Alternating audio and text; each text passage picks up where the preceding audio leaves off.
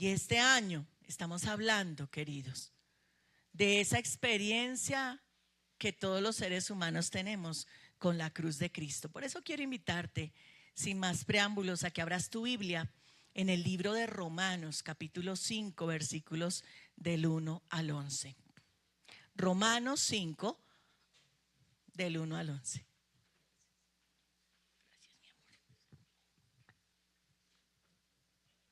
Yo tengo asistentes de gafas. Amén. Si ya encontraste, colócate sobre tus pies en reverencia a la palabra de nuestro buen Señor.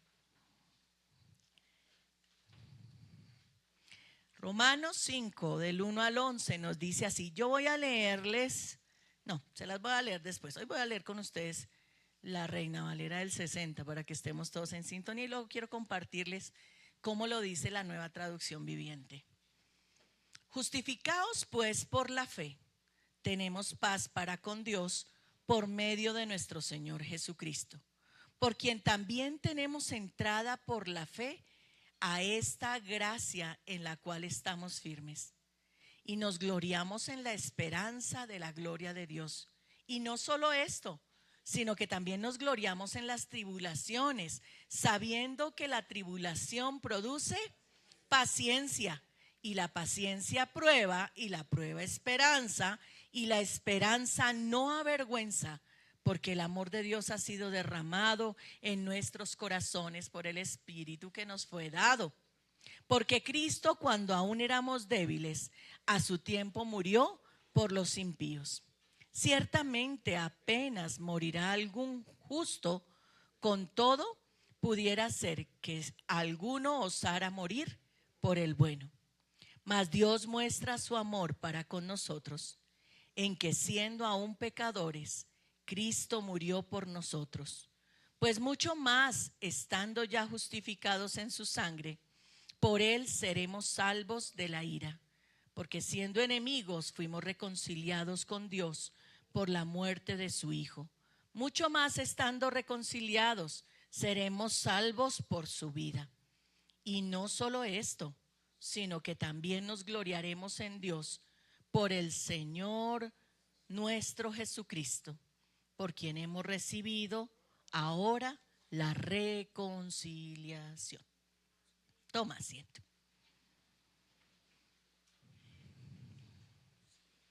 Este es mi libro favorito de la Biblia, Romanos. Me enamora. Me parece que es el compendio de la Escritura. Ahí. Romanos tiene la particularidad de desarrollar la experiencia del cristiano desde el hombre pecador de la mente reprobada que dice la Biblia. Y decirle a alguien que tiene una mente reprobada es un insulto fuerte, ¿no? Pero Pablo la suelta así, pácate, tómela. Tiene una mente reprobada. ¿Y quién aprueba o quién reprueba? ¿La gente? No, Dios. Dios, nuestro Dios. Entonces, lleva ese proceso desde el hombre que tiene una mente inadecuada, una mente que piensa mal, que vive mal, que obra mal, hasta el hombre justificado, santificado y que sirve a Dios y que encontró el equilibrio de su vida en Dios. ¿Saben? A veces pensamos que Dios da mandamientos, ordenanzas y estatutos por sentirse más grande, como que eso beneficiara a Dios de alguna manera. Pero definitivamente el declarar el pecado y las cosas inadecuadas en la manera de vivir, lo único que buscan es que tú tengas una buena vida. ¿O acaso cuando Dios dice no se emborrachen, en lo cual no hay sino peleas, sino antes sean llenos del Espíritu de Dios? ¿Eso en qué beneficia a Dios? En nada. Pero a ti te evita gastarte una platica con el amigo que solo es amigo mientras tienes tomata. ¿Sí? Yo recuerdo a un amigo de mi papá, y yo creo que ya les había compartido esa anécdota. Al señor le decían sueño para completar, porque tenía un tema de sueño y él, cuando menos pensaban, se quedaba dormido. Un desajuste del sueño, y eso existe. Pero ese señor era un bebedor empedernido, le encantaba tomar. Y en una de esas de la vida, él se encontró con Dios y se hizo cristiano. Y un día llegó a casa y le dijo: Evelio, necesito que me preste para un mercado. Mi papi le dijo: pues chino, no tengo mucho, pero hágale. Estaba pasando una situación muy difícil, dice, y es tan terrible que para tomar, me decían, yo les decía, no tengo plata, y mis amigos me decían, ay, fresco, yo lo respaldo, tranquilo, no hay problema. Pero para mercado les he pedido prestado y todos me dicen, uy, no, hermano, no tengo. Uy, no tengo. Esas son las ironías de la vida. Y a algunos les ha pasado. Para el vicio, para lo malo, hay quien te respalde, pero para lo bueno, tal vez no. Y Romanos es el libro que resume la experiencia del hombre, desde el hombre pecador hasta el hombre restaurado por Dios. Del hombre que ha sido renovado en su mente y renueva su manera de vivir, su manera de hacer las cosas. Hoy hablamos no solo de la cruz, la redención y la salvación, sino del resultado de esa triada, del resultado de esas tres cosas, de la cruz, la redención y la salvación. Hablamos de la cruz como ese don de Dios. Hablamos de ese lugar representado de manera física, donde de alguna manera tú y yo deberíamos haber estado para pagar el precio de nuestro pecado. Y volvemos sobre lo mismo. ¿Qué es el pecado? Entonces la gente empieza a pensar en cosas malas. Uy, eso es hablar mal, pensar mal de mi vecino, murmurar, robar, matar, fornicar. Eso es pecado. Pero la palabra del Señor tiene un concepto mucho más amplio del pecado. Y el Señor dice que el pecado es saber hacer lo bueno y no hacerlo. ¿Cuántas veces pecaste esta semana? ¿Cuántas veces te abstuviste de hacer lo bueno, de hacer el bien? No cuántas veces hiciste lo malo, que también a veces son numerosas en nosotros.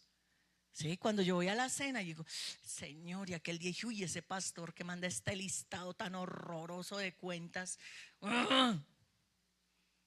O el que me cierra y uno dice, Señor, ciérralo tú más adelante. Da rabia, ¿cierto, Jonathan? Da rabia. Ese es pecado, pero pocas veces tomamos conciencia de no hacer el bien. Cuidar de mi salud es bueno. No hacerlo es pecado. Es cerrar al blanco, que es lo único que finalmente lo que significa pecado.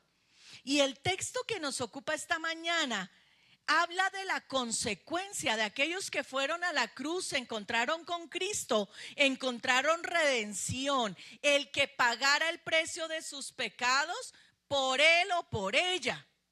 De eso es la redención, ¿recuerdan?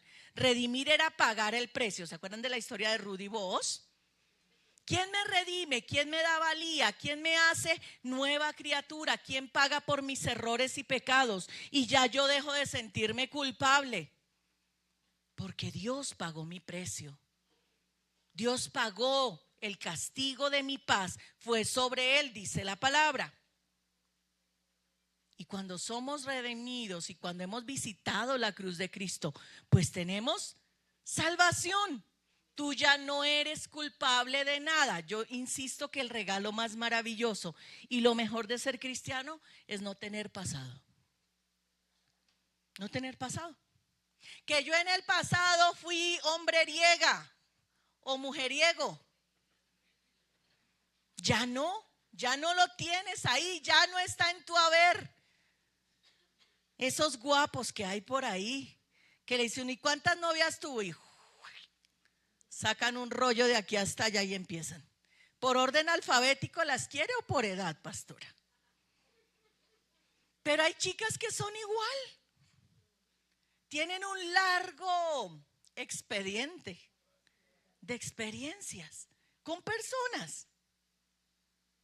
Pero todo eso se quita, ya no existe.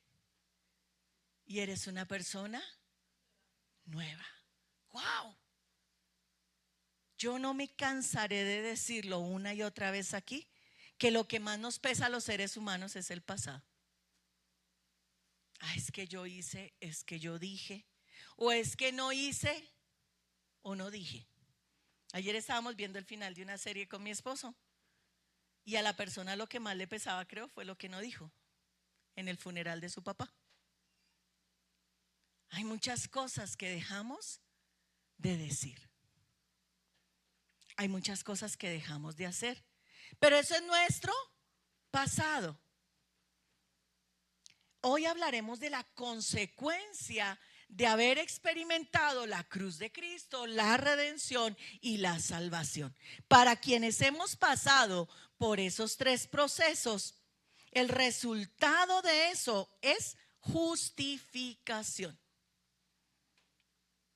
Y a mí me parece curioso porque cuando alguien lo va a regañar a uno le dice, no se justifique. Y el Señor dice, yo lo justifico. Cuando todo el mundo no quiere que tú tengas excusa y razón para seguir siendo, el Señor dice, yo lo justifico. Yo lo justifico. Y pareciera extraño. Si Dios da la ley, la norma, el precepto, y si tú te lees todo el Antiguo Testamento y lo que es, bueno, en esencia Deuteronomio y Levítico, tú encuentras la norma de la norma de la norma de la norma. ¿Cierto, abogados? Ahí están. Y el Dios que hace la norma luego dice, no lo culpen. Otro pagó por él. No le adjudiquen la culpa. Otro pagó su deuda. Miren cómo dice la Nueva Traducción Viviente. Por tanto, ya que fuimos hechos justos a los ojos de Dios, por medio de la fe, tenemos paz con Dios, a lo que Jesucristo nuestro Señor hizo por nosotros. Debido a nuestra fe, Cristo nos hizo entrar en este lugar de privilegio inmerecido en el cual ahora permanecemos y esperamos con confianza y alegría participar de la gloria de Dios. También nos alegramos al enfrentar pruebas y dificultades, porque sabemos que nos ayudan a desarrollar resistencia, y la resistencia desarrolla firmeza de carácter, y el carácter fortalece nuestra esperanza segura de salvación. Y la esperanza no acabará en desilusión, pues sabemos con cuánta ternura nos ama Dios, porque nos ha dado el Espíritu Santo para llenar nuestro corazón con su amor. Cuando éramos totalmente incapaces de salvarnos, Cristo vino en ese momento preciso y murió por nosotros los pecadores. Ahora bien, así nadie se ofrecería a morir por una persona honrada, aunque tal vez alguien podría estar dispuesto a dar su vida por una persona extraordinariamente buena. Pero Dios mostró el gran amor que nos tiene al enviar a Cristo a morir por nosotros cuando todavía éramos pecadores. Entonces, ya que hemos sido hechos justos a los ojos de Dios por la sangre de Cristo, con toda seguridad Él nos salvará de la condenación de Dios. Pues como nuestra amistad con Dios quedó restablecida por la muerte de su Hijo, cuando todavía éramos enemigos, con toda seguridad seremos salvos por la vida de su Hijo. Así que ahora podemos alegrarnos por nuestra nueva y maravillosa relación con Dios, gracias a que nuestro Señor Jesucristo nos hizo amigos de Dios. ¿Ven por qué quería traer esa traducción? Muy interesante la manera en que presenta algunas palabras que en la Reina Valera son un poco diferentes. Pero lo primero que es la consecuencia de esta relación con Dios y de restablecer mi vida a través de la cruz de Cristo es la justificación. Ya no soy culpable, ya no lo soy. Ya no hay un pecado, dice la palabra, el mismo apóstol San Pablo, que el edicto, que el acta de condenas y de causas contra mí fueron clavadas en la cruz de Cristo. Pienso que cuando pensamos en lo maravillosa que es la obra de Jesús, entonces entendemos y es más fácil mantenernos limpios. ¿No le pasa a usted, querido, que cuando tiene la camiseta sucia, pues se comió el pedacito de churro y ya, no pasa nada? La camiseta está sucia, está para lavar. Pero ¿qué pasa si usted acaba de sacar el traje de la lavandería y está perfecto y se acaba de comer el último pedacito de churro exactamente igual? ¿Será que usted hace una servilleta, y si no, mano con mano, o en el pasto o en el poste, en cualquier parte menos en su ropa, porque usted está limpio? Cuando estamos limpios en Dios, cuando Él nos ha dado una nueva vida, cuando ya no tengo un montón de pecados que me agobian y me acechan, entonces yo estoy revestido de esas vestiduras blancas y resplandecientes de las que la palabra habla, y ya no es tan fácil ensuciarme. Cuando yo he restaurado mi relación con Dios a través de la cruz, cuando yo entiendo que Jesús pagó mi precio y me redimió y me dio salvación y vida eterna, ya no es tan sencillo irme al pecado. Ya no es tan fácil. Porque me considero y considero la obra que Dios ha hecho en mí. Por tanto, dice la palabra, justificados pues, ya tienes la justicia de Dios en tu vida. La segunda cosa que el Señor nos da a través de la obra de la cruz y la redención y la salvación es paz. Tenemos paz para con Dios y de ahí para abajo con todo el mundo. ¿No es lo más horrible vivir en desazón y angustia? Sí lo es.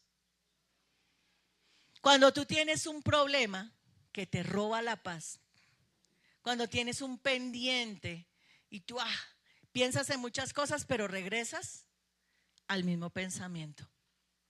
Vuelves a eso que te está causando angustia. Qué chévere aquello, sí, pero. Qué chévere aquello otro, sí, pero. Y vuelves siempre al mismo punto. El hombre tiene un corazón angustiado y un corazón necesitado de paz, pero esa paz solo la tiene cuando se encuentra con aquel que lo ama como nadie lo ha amado en la vida. No es una experiencia de colgarse una cruz al cuello, no es una experiencia de colgarte una cruz sobre tu cama, es la experiencia de amor de aquel que encontró a Jesús y entendió que Jesús lo justificaba.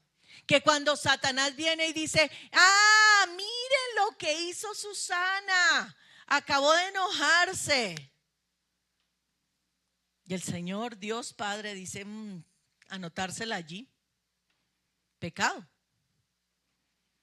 Entonces Jesús aparece en la escena celestial y esgrime sus manos laceradas, su costado traspasado y dice, yo pagué.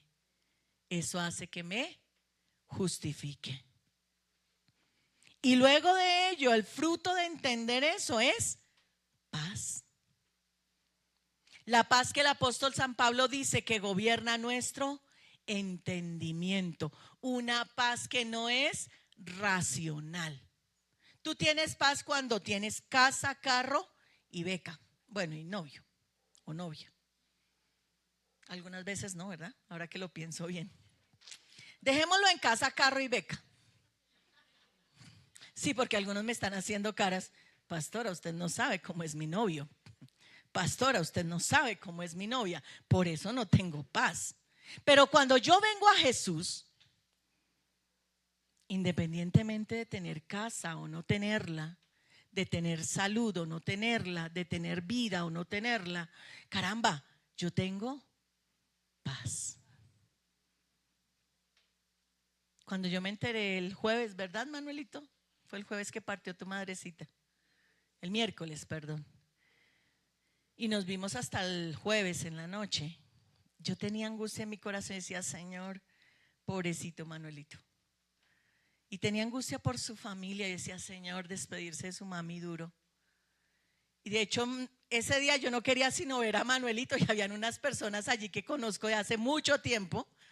Estaba Liz y su esposo y yo, como que quiten. No, o sea, tenía en mi cabeza solo la idea del sufrimiento del corazón de Manuelito. Y evidencié en Manuelito eso que el texto dice, la paz que sobrepasa todo entendimiento. No hay nada más duro, y lo digo por experiencia propia, que uno perder sus padres. Yo ya los tengo los dos fuera del radar terrestre. Pero igual, al domingo siguiente yo ministré la palabra de mi Señor con paz en el corazón. Y los que hemos experimentado grandes pérdidas podemos decir que esa paz es rara. Yo me sentaba después en la oficina y yo decía, Dios, ¿qué tengo? O sea, estoy anestesiada, no he asimilado, estoy en negación, se murió mi mamá. Y era una sensación de tranquilidad profunda. Esa es la paz que sobrepasa todo entendimiento, que no está fundamentada en la razón, que es algo sobrenatural, que es un milagro en sí misma. Quienes hemos entrado por la puerta que es Cristo, pues tenemos justificación y paz. Pero además de eso, tenemos un lugar de privilegio. Es tan bonito sentirse atendido como que eres una persona especial, ¿verdad? Siéntate aquí, ponte aquí, te llevo acá. Es que ¡ay, qué bueno! Es que soy yo. Te estábamos esperando. O una mesa que tiene tu nombre y dice reservado para. Y uno dice, wow, esa soy yo o ese soy yo. Y si nos trae gozo esas cosas aquí en este mundo, ¿cuánto más, queridos, cuando pensamos en el reino de los cielos? Por quien también tenemos entrada por la fe a esta gracia, a ese favor inmerecido. Miren cómo lo dice la Nueva Traducción Viviente. Debido a nuestra fe, Cristo nos hizo entrar en un lugar de privilegio inmerecido. Eso es gracia, el favor inmerecido de Dios. Tú no tienes que hacer nada para que Dios te ame. ¿No te parece fantástico? Eso es genial. Al resto de los seres nosotros tenemos que hacerles monerías, entre comillas, para que nos amen, ¿no? Cuando tú dejas de ser especial, cuando tú dejas de atender la relación ¿qué? Se acaba, se acaba. Así de sencillo. El Señor no espera que tú lo ames para Él amarte, para darte un lugar de privilegio. La gracia se traduce como un favor inmerecido. No es porque lo merezcamos, es porque al Señor le da la gana amarte. Y eso es fantástico. Tú no tienes que hacer nada para que Él te ame, pero aún así lo hicieras todo, tampoco es la razón por la que Él te ama. Simplemente te ama y ya. Es la gran diferencia entre el amor humano y el amor de Dios. Es por eso que esta gran cabeza no entiende el amor de Dios. Porque Dios me ama si el amor es una cosa recíproca. Dios toma cuenta por la justicia, pero su amor no hay con qué comprarlo. Me encanta esa canción. Me encanta la que cantamos aquí, ¿cierto? Si yo vendiera todo a causa de su amor, yo fallaría. Porque su amor no se compra ni se merece. Su amor se recibe de gracia, por el favor inmerecido de Dios. Entonces, entrar por Jesús a través de la cruz, la redención y la salvación, me dan un lugar de privilegio, un lugar inmerecido, en el cual ahora permanecemos y esperamos con confianza y alegría participar de la gloria de Dios. Qué terrible pensar en que me muero y ahí acabó todo. Sería una vida tan vacía. Pero dice la palabra que Él puso en nosotros sentido de eternidad. Miren, si la vida solo fuera esto, la humanidad hace rato había descartado la idea de eternidad, ¿no? Listo, que eran los primitivos, porque eran primitivos. Listo, que eran los renacentistas porque estaba todo el auge religioso ahí, la religión se había fusionado con la política. Pero vivimos la modernidad y ahorita vivimos posmodernidad. Y aún así se sigue hablando y la gente sigue pensando, ¿qué habrá cuando me muera? ¿Qué habrá cuando me muera? ¿Qué habrá cuando me muera? Nada de desconexión, dicen algunos. Ya. El fin del afán, dirían alcohólicos. Sí, el fin del afán. Los hermanos me miran. Hay unos que dicen, yo sé qué es eso, pastora. Los otros dicen, ¿qué es eso, pastora? Pero el fin del afán, ahí, te moriste, quedaste como un pollo frito. No, Dios puso esa sensación porque de alguna manera Dios dio mecanismos a los hombres para que entendamos su camino y le necesitemos y le anhelemos y podamos encontrar ese gran amor con que nos ha amado. Entonces la consecuencia de la cruz, la redención y la salvación es justificación, es paz, es un lugar de privilegio. Usted no se crea como los otros gatos, hermano. Entienda, usted no es como los demás. Usted es diferente. Usted es diferente. También tenemos como consecuencia un proceso de mejoramiento continuo. Y ahí los ingenieros me podrán decir. Una cosa y un proceso que me lleva a otro proceso, que a la vez me vuelve al proceso inicial. ¿Cierto?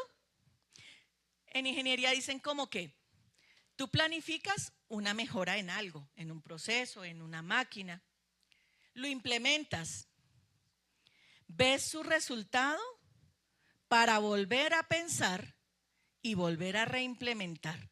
Y todo el tiempo es una mejora continua, porque siempre hay opción de mejorar.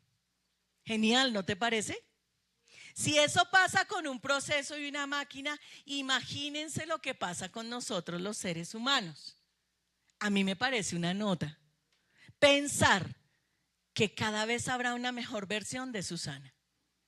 Eso me parece genial. Y es algo que Dios dio. Y nos desafía. ¿Dónde dice eso? Versículo 3, perdónenme. También nos alegramos al enfrentar pruebas y dificultades. ¿Cuándo has sacado la mejor versión de ti? ¿Cuando estás cómodo o cuando estás en problemas?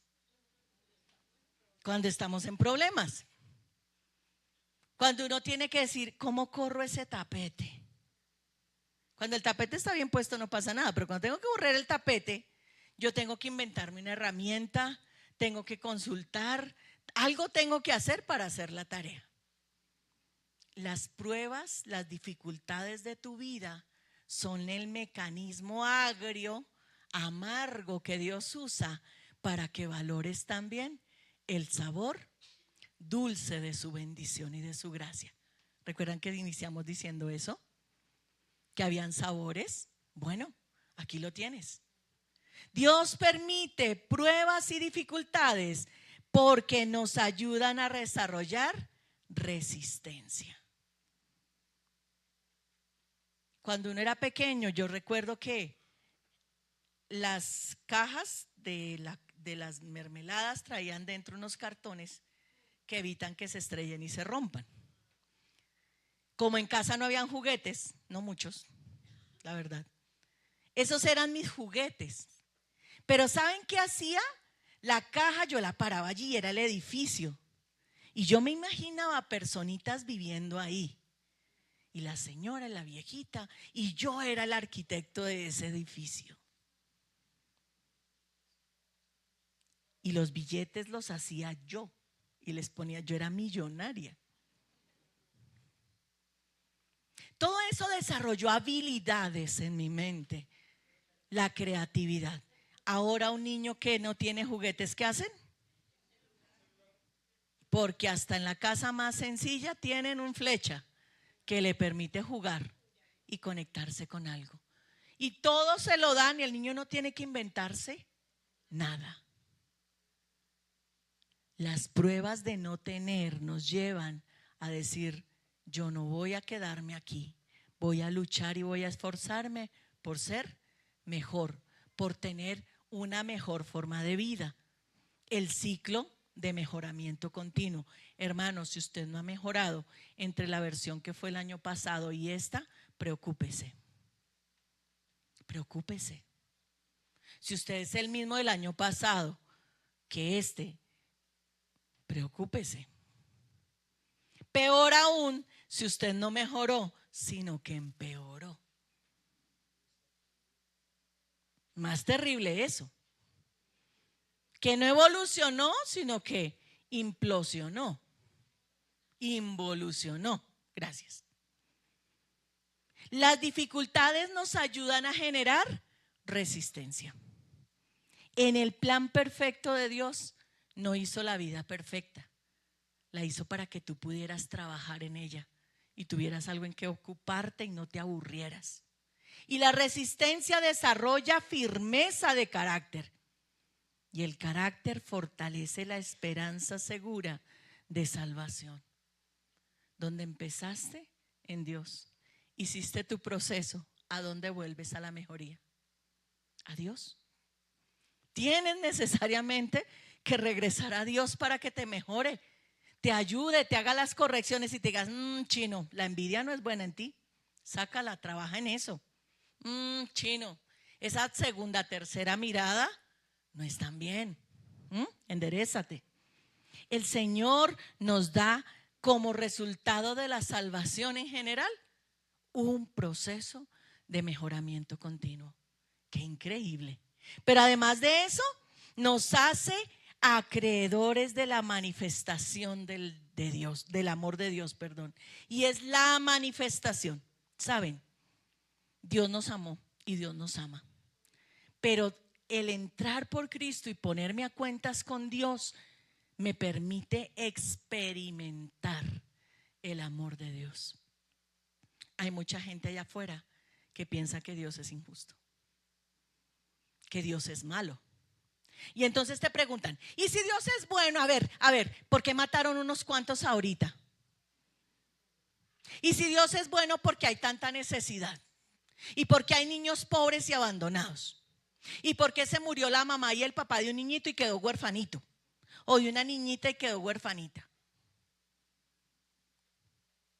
¿Por qué? Si Dios es bueno. Pero quienes hemos entrado por Dios entendemos que mucho de lo que pasa no es la voluntad de Dios ni el hacer de Dios, es el permiso de Dios en la libertad que cada quien tiene para hacer como se le dé el genio en su vida. Si usted quiere salir, hermano, de aquí con un cuchillo de la cocina y matar al primero que pase allí, Dios no va a mandar un ángel a detenerte. No va a pasar. Es tu decisión. Es tu decisión. Dios no aliena a nadie. Pero nos permite en la gracia de Él reconocer su amor. Y los que estamos dentro entendemos que una cosa es la libertad que todo ser humano tiene para obrar y otra cosa es aquel que se ha hecho dulos por amor. ¿Recuerdan? Aquel que se ha hecho esclavo de Dios, se ha dicho yo rindo a ti mis derechos y quiero que me gobiernes. Yo lo hice mal. Toma control de mi vida. Toma control de mis maneras, de mis hábitos, de mi forma de ser y hacer. Y el amor de Dios es un amor que sobrepasa todo entendimiento, dice la palabra. Ser salvo es experimentar el amor de Dios en nuestra vida. Pero aquel que ha experimentado el amor de Dios, mire, hermano, compártalo. No se lo quede. Déjelo correr a las raudales. Y creo que la evidencia más clara de aquel que ha encontrado a Dios realmente es el amor. El amor que siente por su prójimo, la preocupación por los demás. La gente vive para mirarse el ombligo. Los hijos de Dios deben vivir y viven para mirar a su prójimo y socorrer a su prójimo. El Señor nos permite experimentar la manifestación de su amor.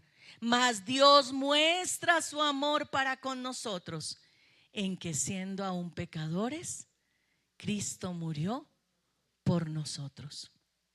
Cuando estábamos lejos de Él, Él nos amó. Cuando nos portábamos mal con Él, el Señor nos amó. Cuando estábamos perdidos en nuestros delitos y pecados, dice la Escritura, el Señor nos amó. Otra consecuencia, otro resultado de la salvación es la reconciliación. Y ahí, con eso termino en esta mañana. El verso 11 de este texto dice, y no solo esto, sino que también nos gloriamos en Dios por el Señor nuestro Jesucristo, en quien hemos recibido ahora reconciliación. ¡Wow! Y esa palabra me encantó y me fui a la etimología de esa palabra. ¿Saben? En el latín re es repetición. Volver a es repetir. Conciliare es atraer juntos. Y tion es un sufijo que indica la acción de realizar unión o acuerdo. De tal manera que reconciliación es reunir lo que estaba separado. ¡Wow! ¡Qué tremenda palabra! El Señor reunió lo que estaba separado. Tú estabas separado de Cristo. El Señor te trajo. El Señor te reconcilió. El Señor reunió lo que estaba separado. Consecuencias de ser salvo. ¿Habías pensado en ellas? ¿Habías pensado todo lo que Dios da? Justificación, paz, lugares de privilegio, mejoramiento continuo, ser acreedores del amor de Dios y ser hechos cercanos con Dios. ¡Qué tremendo! Inclina tu cabeza ahí donde estás. ¿Tienes algo que decirle a Dios? Después de esto, ¿tienes algo que decirle al Señor? Padre, gracias. Gracias por tu amor, gracias por tu misericordia. Gracias por tu paciencia. Hoy lo cantamos, Señor. Gracias por ello.